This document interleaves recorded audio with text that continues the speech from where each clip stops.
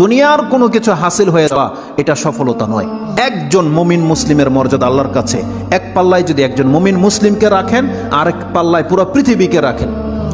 কেউ যদি পুরো পৃথিবীকে ধ্বংস করে দেয়, এটা আল্লাহর কাছে অত বড় অপরাধ নয়। একজন মুমিনকে যদি কেউ হত্যা করে, এটা যত বড় অপরাধ।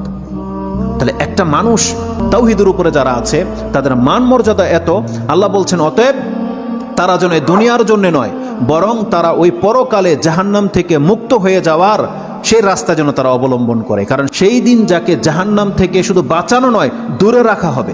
ওয়াউদখিলাল জান্নাহ, আর যাকে জান্নাতে প্রবেশ করিয়ে দেওয়া হবে, আল্লাহ বলছেন ফাকাদে ফাজ, এই হলো সফল কাম। কারণ জান্নাত এমন একটা জায়গা, এটা হচ্ছে চিরসুখের জায়গা। একবার শুধু কোনো ব্যক্তিকে জান্নাতে ঢুকিয়ে দিলে জীবনের যত পেরেশানি আছে সব দূর হয়ে যাবে, সব দূর হয়ে যাবে। তাহলে পরকালের ব্যাপারটা হচ্ছে এমন। আল্লাহ বলতেছেন সেই দিন যাকে জান্নাতে ঢুকিয়ে দেওয়া হবে, আল্লাহ বলছেন এই ব্যক্তি হচ্ছে সফল কাম। তাহলে এই সফলতা আসবে কিসে?